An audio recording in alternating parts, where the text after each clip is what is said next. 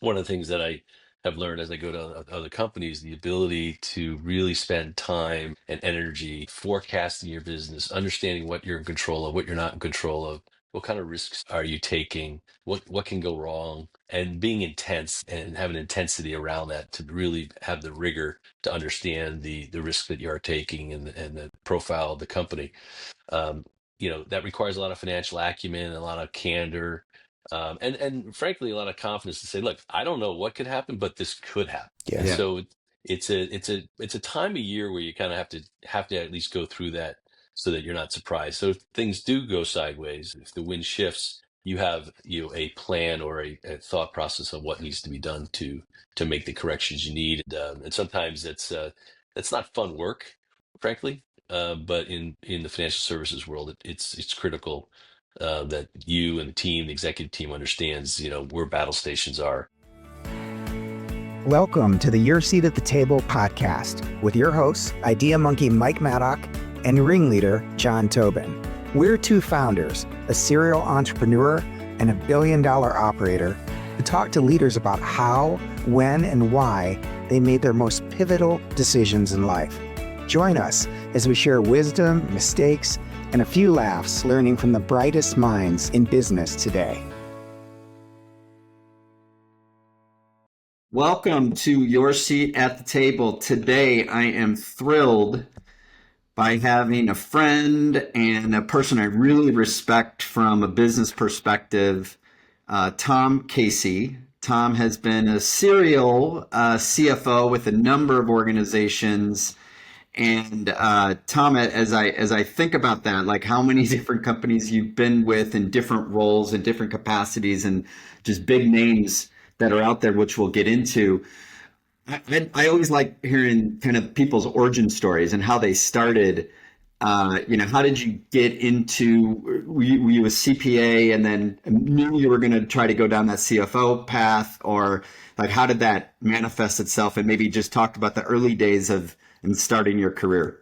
Yeah, well, guys, going back a ways now, but I wasn't even going to go to college, and so when I found myself in this small little Catholic college in Northeast Pennsylvania, they said, "Hey, why don't you become an accountant?" I said, "Hey, what can I do if I do that?" And they showed me this yellow brick road, and I said, "Okay, I'll take that route."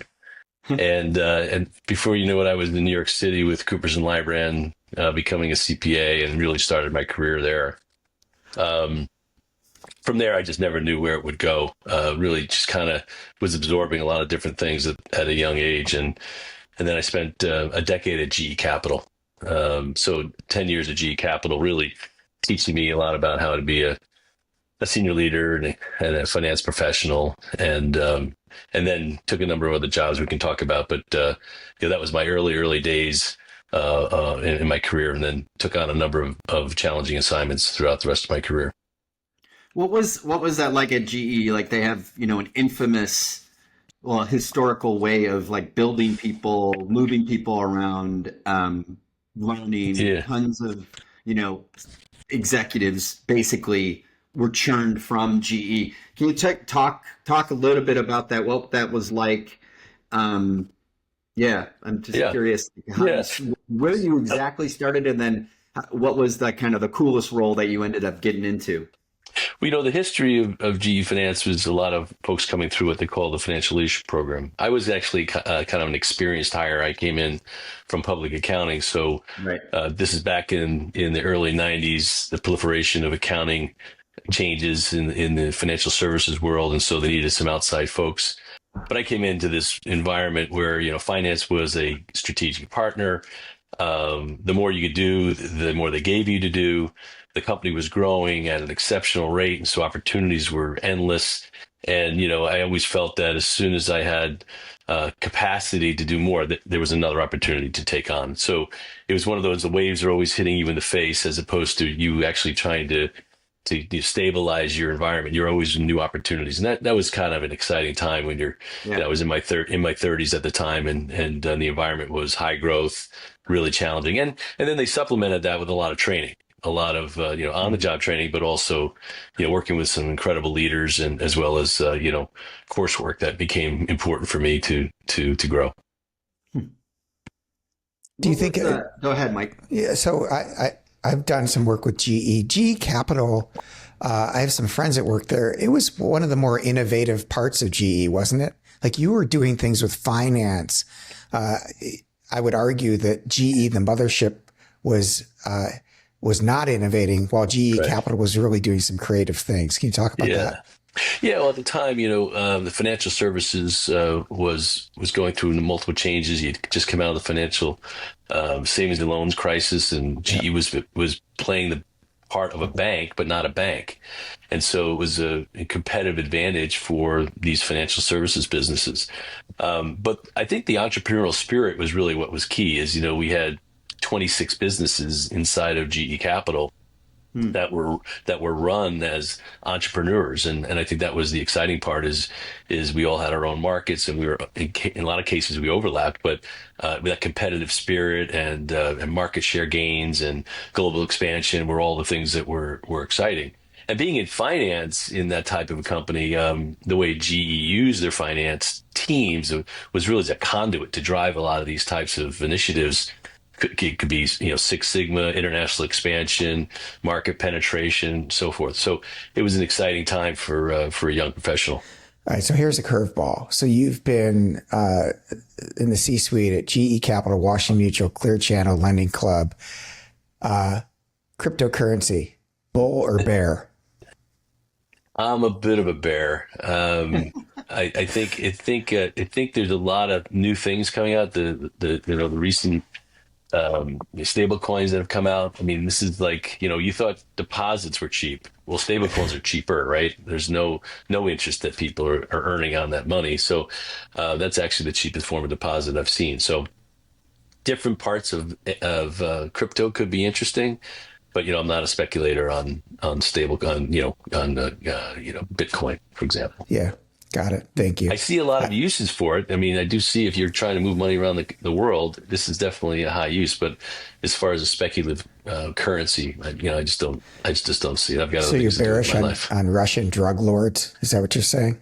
Well, I'm actually bullish for them actually, but Yeah. but not on the crypto. Awesome.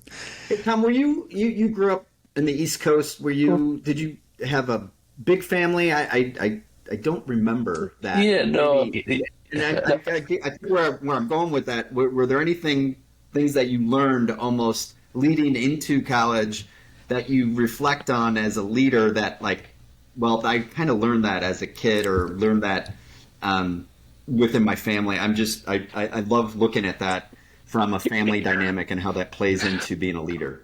Yeah, well, my dad was a truck driver, mom was a secretary, so blue collar kid, and then the transition into a white collar professional services, like that's a pretty big transition, and that happened within 6 years, going from 18 years old to early 20s.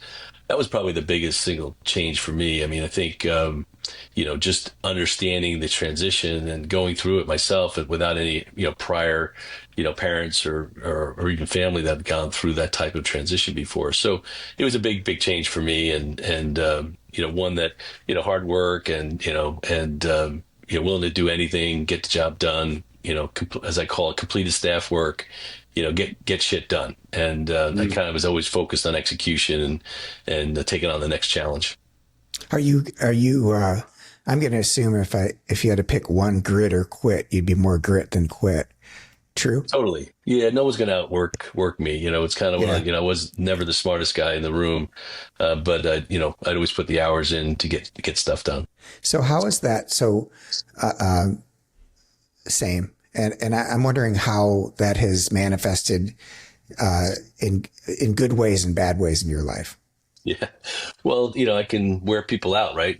So early on in my career, with a lot of intensity, a lot of desire to move forward and excel and continue to progress my career. And early on, it was challenging to kind of working for me could be challenging, right? The intensity was quite high, but I think as I learned and became more confident and understand my what I was bringing to the table, it was became more and more people I think were starting to attract to work for me because I was going to push them into new areas and give them opportunities. So I think that's the way I think about it. Have you ever gotten feedback around that? Like Oh, you were almost too intense, or oh, like, absolutely. Absolutely. Any swear words in the feedback? Absolutely. Absolutely. When I was at GE, it wasn't just a straight line. We were going through a lot of M&A. We were going through a lot of transformations. We were bringing companies together within GE. It was challenging times, and the intensity was quite high because execution, that's how you were judged. So it was very, very challenging. And when I took one particular role, a CFO job, I definitely needed to transition from being kind of a financial expert to now a part of the executive team. And, yeah, I used to wear people out, right? Level of questionings, getting them off topic, not staying focused on the agenda. And really that was something that I needed that feedback, but it was really great feedback and kind of a pinnacle part of my career where I was able to kind of, find my own way, find my own cadence, find my own approach to dealing with business partnerships around the organization. And that was kind of a pinnacle point in my career as far as really getting that feedback. And it was ongoing. It wasn't like an annual review. This is like, this meeting didn't go well. This is the feedback, that's the key. So I am a small company founder, starter. John's a bigger company, starter, founder. So we have listeners, a lot of small companies that have to have a CFO. And it's been my observation that a great CFO is hard to find. And I have my own thoughts about that, but I'd like your thoughts. So if you had a recruiting firm and you only recruited and placed CFOs, what makes a really good CFO?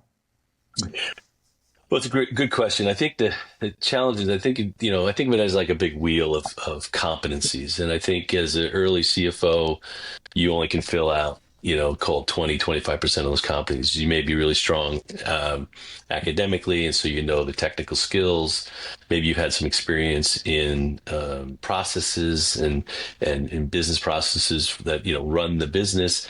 But when you start to broaden the wheel of competencies, you think about things like change management, risk management, data management, driving growth, integration, M&A, capital markets, cash flow management. You start taking that wheel and you start expanding it to these other competencies that evolve. And so when you think about a smaller company, you really need to be very deliberate on what type of CFO am I looking for, because they may have different parts of the wheel. So it's very possible in a smaller company, you need someone really operationally focused because your accounting is not that complicated. Okay, so you should be leaning towards that type of frame.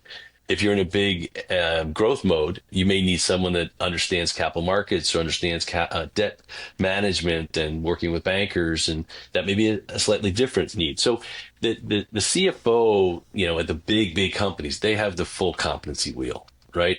They've built it over time. But as you start early in your career, and even when I was back at GE was an incubation, right? You were building out your wheel of competencies, and as soon as you were good at 4 or 5, they put you into a couple of new ones. So that's the way I would think about it as a smaller business. One last question about CFOing. On a scale from 1 to 10, 10 being, like superhero, Superman, 1 being none at all. What kind of risk taker are you? I would say, I think it's a balance, right? I think what I always took from my perspective is I was trying to always take kind of a temperature gauge for the whole company. Yeah. If we had teams that were taking big risks, I was probably a little more conservative. You're a ballast. Whereas I think some people say, I don't think we can do this. I think we can do this. So I think it's a little bit of it depends answer. And so I think I could be a 10 and a 1. That's awesome. I've been in financial crisis times where, you're tending to be, hey, we don't know what could happen here. We need to be more conservative. Versus when we're in like when I was in a fintech, the growth curve was important. We needed to take some slightly different risks. So Great. I think it really depends. And I think the CFO, is in a unique seat to be able to do that heat map and understand, are we, taking risks? Because you think about it, you've got different types of risks. And that's what, I think being a CFO is fun because, you're also a risk manager, right? You're taking capital risk, operating risk, strategic risk. How's that balance of things? Because if you're taking lots of strategic risk, that may not be the right bet. Maybe it needs to be more rounded. So there's different risks sometimes that have to be kind of, evaluated. Awesome. Thank you. Hey, Tom, I don't remember exactly when you moved to Seattle and like our families got to know each other a bit. Was that at GE Capital or when you joined WAMU? Yeah, it was the first time I came to Seattle was actually in the early 90s. GE bought a company out here, an insurance company, and I was in Connecticut and got an opportunity to come out. It's an important part of my story because it was the first time I could kind of commoditize myself as an executive. I came out as the controller of a small insurance company that we had purchased, and that was really, took my career into a totally different angle. But we did another couple. We did something like 14 acquisitions in a few years, and then we moved it to Richmond, Virginia. But I got to know you the second time I came, and that was in early 2000s when I came out to be the CFO of Washington Mutual. I was an officer at GE. It's a great career. I've been there 10 years, but I really wanted to be a public company CFO. And so the opportunity to come out to Washington Mutual as a CFO of this, at that time, the sixth largest bank was a big opportunity for me. And that brought my whole family back out. Yeah. Wow. What was that like? Like, was that, again, it was the opportunity was there in the public CFO seat was a big deal. But how did you feel? Like, were you just really confident that I'll figure it out, I'll work through it? Or was that a big leap for you at the time? Or like, how risky was it in your head? Like, when you take yourself back to that time? Tom, if I may, your hair was jet black when you started that day, right? Jet black. Well, it was blonde and still blonde. It's just different sizes. I'm glad I have it. But so I think, but my thought process at the time was really, I'd spent a decade at GE. I was an officer at GE. Things were going very well. Jack Welch had just announced his transition. So Jeff Immelt was taking over. This is, 2001, 9/11 had occurred. And GE Capital was definitely going to have to go through some changes. Now, I would never have predicted the changes that it went through after the 2008 crisis. But I was a 40-year-old guy in a 50-year-old job. And this opportunity to become a public company CFO is kind of, the golden rail, right, for CFOs, to be a public company CFO. If you really want to be a leader in the financial function, that's kind of what a lot of people aspire to. So it was kind of a natural, if you will, evolution for the opportunity. This was kind of a unique one because WAMU had done a lot of acquisitions in the banking space and then tried to do a lot of them in the mortgage space. And they really needed some serious financial help at the time. And so I came in and built out the team. Yeah. Wow. Yeah. It must have been crazy. Like what the growth that you witnessed and were a big part of. How was that? And, I'd love to hear a little bit about that journey, to 2008 and the whole financial crisis a little bit, but as you think about the beginning and then at the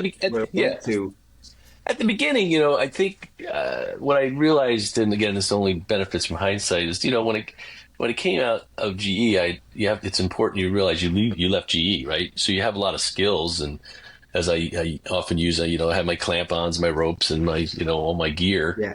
All my tools, all my process, change management, all the things that I had learned. But now I was in a whole new environment where I didn't have other GE trained people.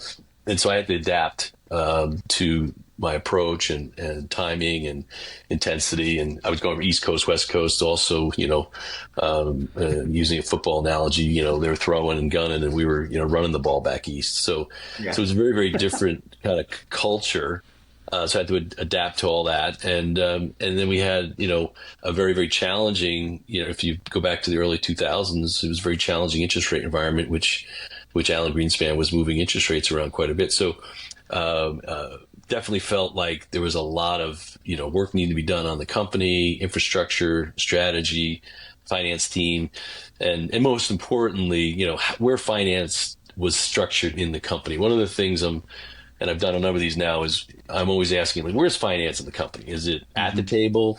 Is it, just reporting out? Is it, is it truly a strategic partner?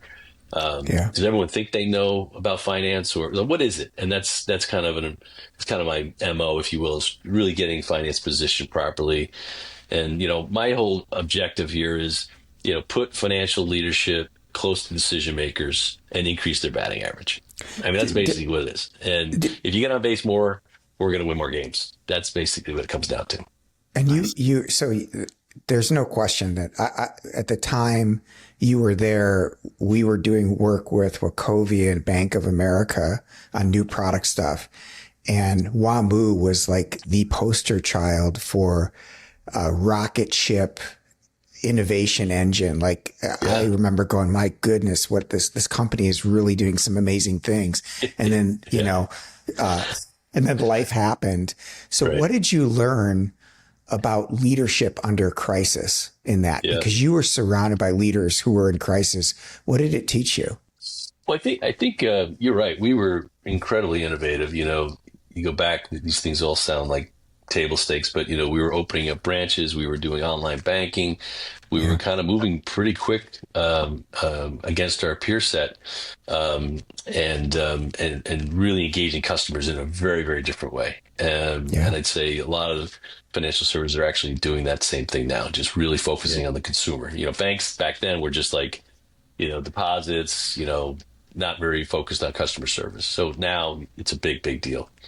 As far as, dealing with crisis, I mean, I think the intensity that really has to be put in place is really before the crisis, right? You need to have good data, good processes, and good analytics to help you look over in the future. I think one of the things that I have learned as I go to other companies, the ability to really spend time and energy forecasting your business, understanding what you're in control of, what you're not in control of, what kind of risks are you taking, what can go wrong, and being intense and have an intensity around that to really have the rigor to understand the risk that you are taking and the profile of the company.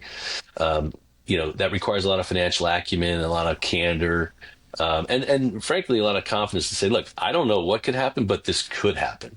Yeah. And so it's a time of year where you kind of have to at least go through that so that you're not surprised. So if things do go sideways, if the wind shifts, you have a plan or a thought process of what needs to be done to make the corrections you need, and sometimes that's not fun work, frankly. But in the financial services world, it's critical that you and the team, the executive team, understands where battle stations are when things go sideways.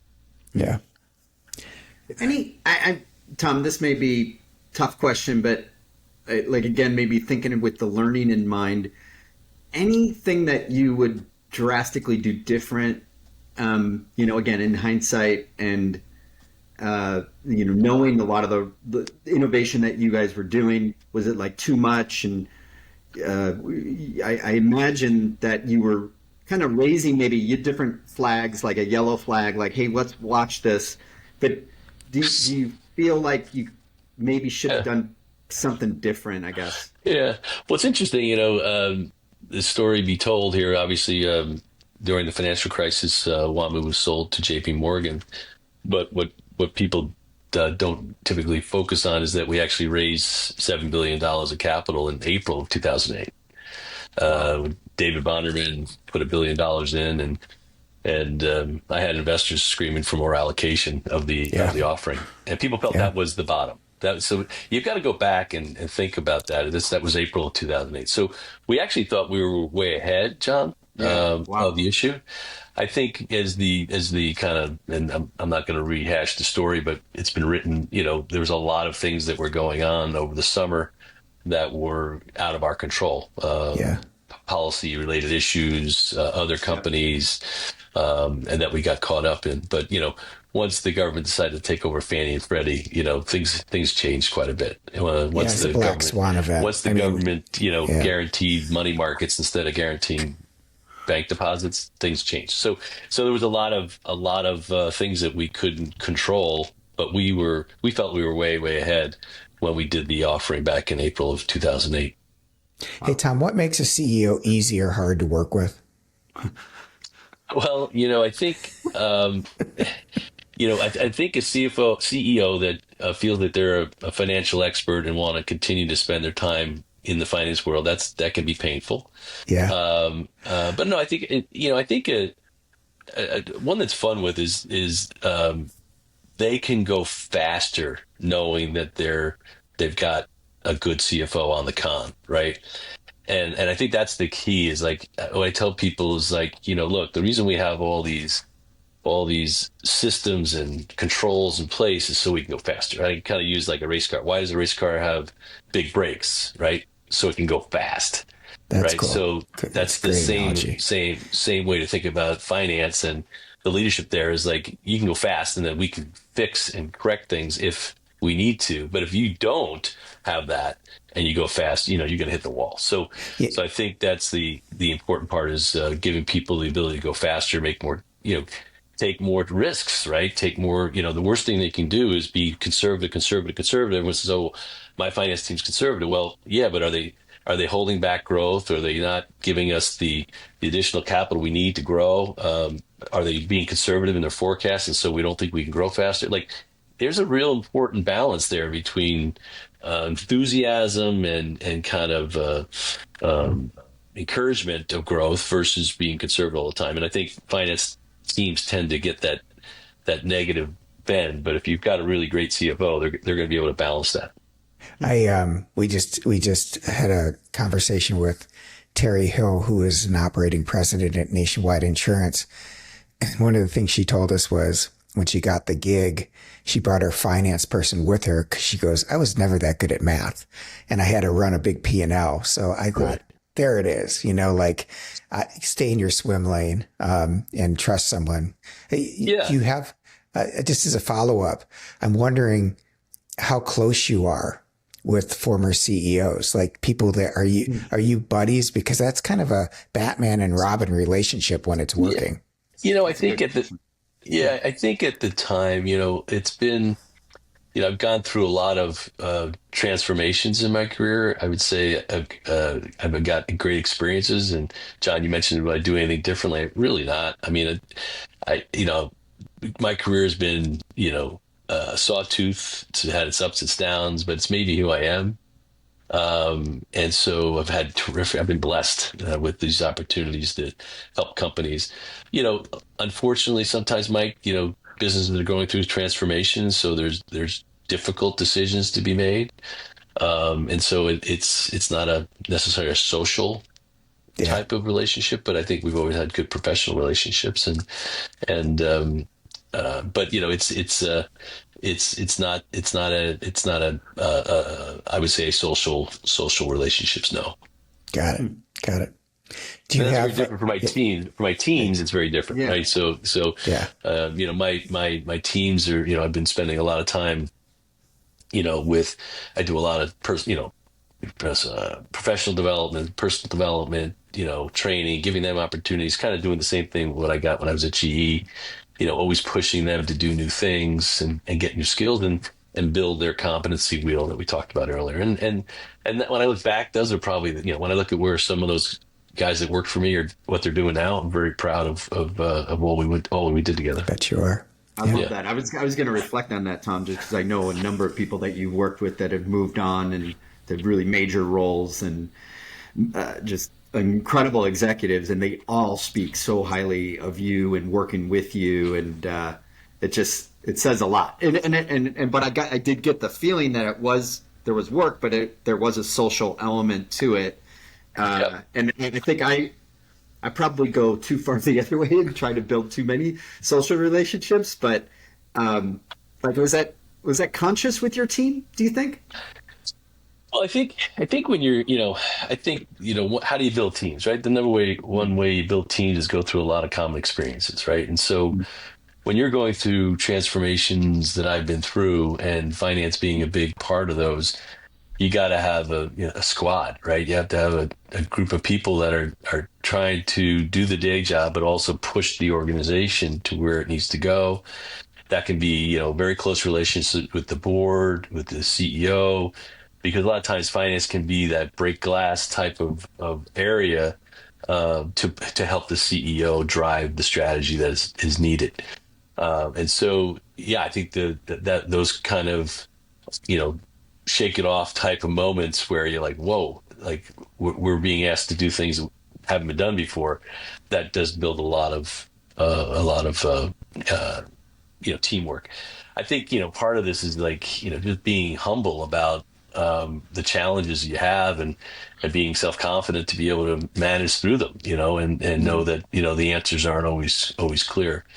I think the big thing for me, and what I've learned is use this metaphor of just like looking over the horizon. I think when you're in these crises, sometimes it's very hard to look over the horizon. It's very hard to looking down, know what's on the other side, and is it another hill or is it actually the horizon, right? And so getting people confident to understand how to manage through those types of ambiguity, uncertainties, and timing, and it's a very, very difficult state of leadership where you don't have those kind of clear boundaries that you're managing to. That's good. I think it's very timely to bring that up, and I want to hit on that a little bit later. But first, I want to talk a little bit about the transition you made, moving to San Antonio, joining Clear Channel. I remember Ellen and I, my wife for the audience, coming out and visiting you and Stephanie. Yeah, we had a great time. Riverwalk there. And Mike, we were supposed to be at this company event thing that we had for our I think our Dallas office at the time, and we had one of these like retreats, and we were right on the Riverwalk, and we hadn't seen the Caseys in a long time, and we opened a bottle of wine, then it became 2, 3, 4. When he got to 14, the police arrived. Yeah, that's right. Almost walking into the Riverwalk, and I think I had to be escorted home, and but it was so great seeing you guys, and it just seemed like that was kind of a interesting transition for you and the family. Just maybe can you talk a little bit about that? Yeah, well, after the financial crisis, and JP Morgan taking over Washington Mutual, I was faced with, challenging times, right? I'm still a young guy. I got plenty of game left. What do I do? Right. So Tom Casey's got to go reinvent himself. Right. The key thing, and this is some of the things I tell people is, the good news is I had a lot of competencies, right? Back to, I had a lot of experiences that I could actually help other companies. And, coming out of the financial crisis, a lot of companies were in different periods. A lot of people were in cost cutting mode, a lot of people restructuring their businesses. And the opportunity to go down to Clear Channel was a private equity transaction that was highly leveraged and going through transformation. And this is this little company called Google was just starting. I mean, it's hard to imagine that they only had 10-15% of the ad market back in 2010. Like, think about that. In 15 years, they've just gobbled up the ad market. And so going down there was a bit of a transformation for me yet again to go into a totally different industry, from financial service to media, and help that team with the things they were going through. So it was kind of a outer body experience to take a kid from the East Coast via Seattle to San Antonio, Texas, and move the whole family and go through that kind of transformation. And look, I learned a lot, and our family is very close as a result of those types of personal transformations we went through as well. But it was a very, very difficult time, but one that we look back on with some smiles and good memories. Love that. Is there any piece of boardroom advice what's the best boardroom advice you've ever gotten and the worst? like through your journey, like, man, that was bogus and that was really Yeah. gold. Well, boards are it's challenging for a board. They're not as close to the operations as sometimes they need to be, and so their judgments are only based upon the information they get. So one thing is making sure that they're carrying along with or being brought along with the information. But I think the worst can be a passive board. A board that Mm. is deferential to the CEO and doesn't challenge them. It can be really challenging, particularly during some of this transformation I was talking about. Um, Conversely, I've had some boards that are always pushing me to get outside of, I'll call, the traditional finance role. It's like, could be, hey, when you guys are doing a huge data conversion. Where are you, Tom? Like, it's like, Mm. whoa, wait a minute. Okay, I didn't think that was in my area. And they're like, no, no, you're just as responsible there as everybody else. So those types of things, or M&A. Oh, it's being done by the business development. No, no, actually, finance. Get to the table. What's the get the accountability up. And that was one thing that I always tried to increase my accountability to the board as high as I could, to make sure that they knew I was trying to communicate as effectively as I could, and taking on accountability. Particularly like in things like M&A, where the unknown is, we haven't even bought the company yet, and here's the forecast. And we did this with a bank, and when we bought a bank in when I was at Lending Club. You know, the board was like, okay, we're going to go buy a bank. It's like, wow, this is a pretty big transformation for the company. And we worked a lot, prepping the board, going through all the details, and then ultimately executing the transaction. But those are some of the interactions I've had with the boards. Do you have any thoughts on how you think AI is going to change the way finance leaders forecast, raise capital, manage risk? I mean, is it Yes. like a tsunami? What do you think? It's got to be. There's a lot of if you think about finance for a second, there's a lot of bad jobs. A lot of Yeah. good finance people, but a lot of bad jobs. And particularly when you go into a company that hasn't invested in technology, there's just, people are moving numbers around, and they don't know where they go, and the value is low, and they don't feel fulfilled. So I think areas like AI, capabilities like AI, can really eliminate a lot of that stuff. Count Yeah. reconciliations, forecast. I'll give you an example. We go out, we do a forecast, and it's everyone's gut feel on what it's going to be over the next, quarter, rest of the year, 2 years, 3 years out, versus using the trends and risk-based assessment that AI can provide you. Is probably going to be better, and it's going to be Yeah. more objective. And so those are the types of things that I think can really eliminate a lot of the gamesmanship. And when you're doing budgeting, and so everyone's like, oh, everyone has a big budget, then you have to skinny it down. It just takes so much time and wasted energy. So I think AI can really help in a lot of these areas, and make people's jobs better. But I think there's going to be less financial talent. The one thing I caution, though, is I look at my own career, and I did the stair step of learning. And how are you going to get that learning if you don't go through it?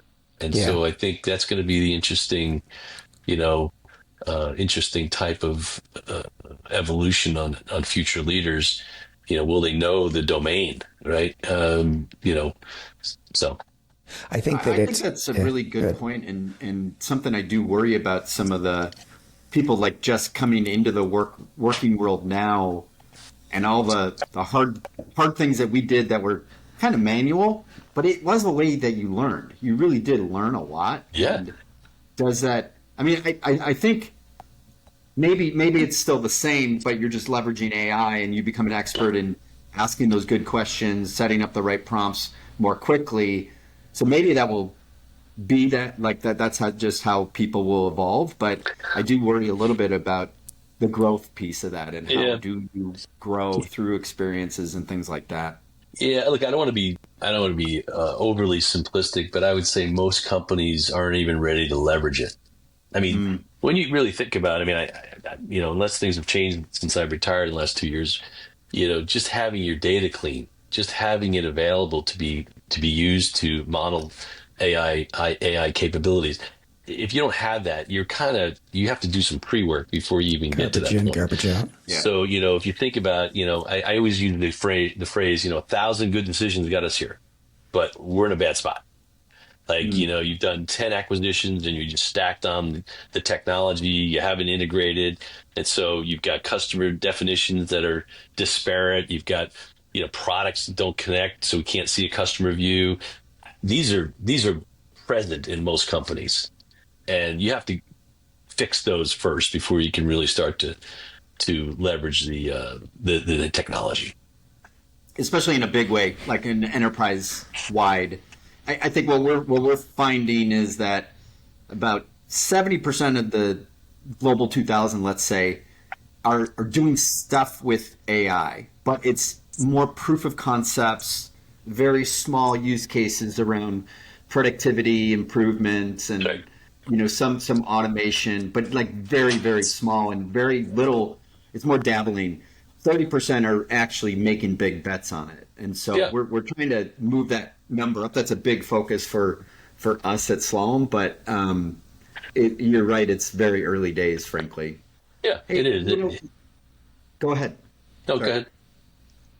Well, I was going to switch gears a little bit, but I think one of the things with your seat at the table and our podcast, what we want to do is we want to highlight, and I think you've already highlighted a number of different situations that you've been in, but really decision making and how you approach decision making, and maybe either if you can give your like overall way that you approach making a tough decision, and or give maybe even give an example of how you went through that. Maybe who did you bring together to help make that decision, or was it just you kind of on your own boldly making the decision? Can you just maybe talk a little bit about decision making and perhaps one example of that? Yeah. Well, I think I've got a lot of process background, and one of the most important things I learned when I was at G is this change acceleration process. And I mean, it can be used for business, can be used for your life, frankly. Is how do you get people to go in the same direction? What I find is, and this sounds so simple, but does everyone agree on the environment? Like, does everyone know the trends we're dealing with and the implications? And I would tell you, if you ask, a group of people to write them down. Write them down. Like, don't just kind of like write them down. You'd be surprised that you get like an eye chart. Like everyone's sees the eye chart. I see it 2020. You're a little nearsighted, so you're thinking 1 and 2 quarters out. Someone's really farsighted. They'd say, "I want to look over the horizon," and before you know it, you don't even know what altitude you're at. Are we at 10,000 feet, 50,000 feet? Like, we can't even have a conversation about what to do if we don't agree on the environment and what altitude we're at. Are we talking about current view or long-term view? And so that just table stakes. Like, decision making is we have to agree on the environment and what time frame we're dealing with. Like, if we don't, I think that's profound, actually. I think just that is sounds absolutely simple, profound. but I kind of use the eye chart as a frame because everyone looks at it differently and they become so passionate about, if we do this over the horizon, and so that person's big strategic mind. Okay, great. But, at the end of the day, you have to tell people what you want them to work on tomorrow. And so there's this huge gap between vision and execution. And I have got just a series of tools, John, that I use to help break these things down so that the middle managers, I call them the meat in the sandwich, they can actually tell people what to do. Right. So, too often the execs are up here at 50,000 feet, big vision, and then the people, the folks that are doing the work hear that and they go, okay, great. But how do I get from here to there? And that middle layer is the translation layer. They need help. They need help on prioritization, guidelines. What is the true objectives we're trying here? What's our guiding principles? How do we mobilize commitment to drive these things and translate them into initiatives and projects, things like that. So I think I would say that is the primary thing I focus on, and I do a little heat check on that. If it's way off, that's like where I start. Let's make sure we're in agreement on what we're even dealing with. And awesome.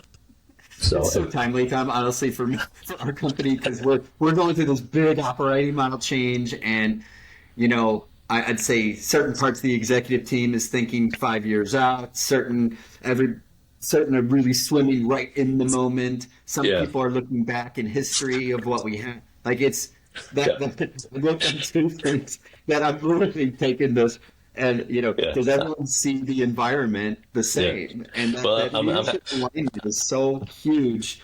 And then the mobilization of commitment throughout the organization in that meet group that you talked about, I think that's so huge. Anyway, that's I'm, awesome. I'm Really happy good to coverage. I'm happy to make a trip down to Seattle and talk some more. Just got some time. It is amazing. What you don't realize, it takes enormous energy and resolve to constantly not have like good meetings. Like everyone, no one wants to have a bad meeting. Like who wants to have a bad meeting? Like where we're not in agreement, we can't seem to get, we don't want to deal with controversy or be disrespectful, but gosh, we're not aligned. Yeah. And sometimes you need like someone like me, finance professional who's kind of objective and says, look, here's the math, man. You want to take a financial view, great. Capability view, great, but let's have the real discussion here. And sometimes those are very, very difficult. And I've just learned over time to just have the resiliency. I don't have the answer. I'm happy to not have the answer, but I'm happy to ask the question, and happy to help figure out the answers. But I have a good sense of where things are dislocated between what people are doing on the ground floor and execs at the top. And that can be in a small company or a big company. It doesn't really matter. I've seen it in both. Mike, I'd love to have you do some right. quick fire questions. But before you do that, just I'm curious, Tom, with the now you're doing executive coaching, and I mean a lot of the insights that you've just talked about over the last 45 minutes or so. Is that how that is for you? How has the transition been to doing executive coaching? Do you like it? Maybe just talk a little bit about that. Yeah. Yeah.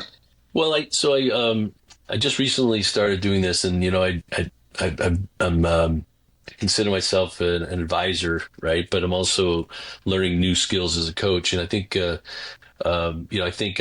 asking more questions, giving less direction, being less task oriented, and being more focused on your environment and yourself and your behaviors. So it's a very, very different positioning for me. Frankly, I didn't think I'd be good at it, but I'm actually finding that I like it a lot, and I think I can add a lot of value. Again, it's back to this point I mentioned earlier, just using CFOs as an example. Most CFOs are pretty confident, they have good acumen, and we're just trying to build out their wheel, right? Their wheel of competencies. And so if I can help them build competencies as they're kind of on the job, they're just going to be a better CFO. The exec team and boards and their teams will be more efficient with their time. And so that's kind of where my niche is and where I find myself adding the most value. And so it's been fun. It's been really a lot of fun. So I do have some rapid fire questions. I don't want you to think too hard about them. Let's do it. Let's do it. Yeah. So if tomorrow a Fortune 10 company called and said, we want you to take the CFO position, would you take it? Probably not. One of the things about being a public company CFO is it's a 24/7 job. It's so intense. There's no dimmer switch. And the way you can't phone it in. There's no glide path for CFOs. It's just an on-off switch. You just can't do it. And so the intensity that would require, is pretty high, and you should be there for a few years. You can't so be a 5-year plus commitment type thing. So it's not just, would I help out? Sure. Can I advise? Sure. But, at this point in my career, I think, I'm having fun doing some other things. It's It would interesting. really impact your golf game too. Yeah, I mean, come on, It's let's correct. be honest. Correct. I That's don't believe you, correct. Tom. You strike me as you strike me as like the coach that has been to the NCAA tournament a few times. You're taking a couple years off. You're like, man, the dopamine being in the game. I don't mean I'm tongue in cheek, They're firmly paying in coaches cheek. a lot more than they used to. That's Yeah, for yeah, sure. that's right. They are. That's right. Okay, so here we go. Rapid fire questions. One number every CEO should know, but usually doesn't. Every number, every number CEO should know and doesn't. Oh boy. Good question.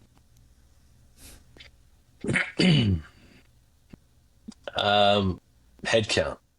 All right. Most overrated financial metric. I think overrated financial metric would probably be margin. Margin. Interesting. Greatest CFO of all time other than you. Oh, I'd have to go back to my mentor, Dennis Dammerman at GE. Awesome. All right. And then finally, my favorite question. Risk or discipline? Which has made you more money? I'd say discipline. Yeah, I'd say risk. Yeah. You complete me. You would say that, Mike. I totally would. Yeah. I'm your worst nightmare, Tom, as a CFO. Would you get use that. on the point? I always used to use this term. Don't confuse discipline with bureaucracy. Yeah, There's right. a difference, Yeah. and so people think, oh, this bureaucratic. Like, not really. We're just trying to actually figure out what we spend money on. That seems reasonable, doesn't it? So. Yeah, I wish having spent the better part of an hour with you that I could. I hope I get a chance to be in a room with you someday and watch you work, because I think it would be really enlightening, and I can see you steering the ship with a couple of really good questions. So, what an honor to be with you, Tom. Thanks for spending a little bit of time with John. Well, I appreciate it, and good luck with you guys. This is a great endeavor, and I wish you the best of luck. Thank you, sir. Tom, thanks so much. A lot of great wisdom and thoughts for people to take away and honestly leverage right away. So thank you for the time. Great having you on your seat at the table. Thank you very much.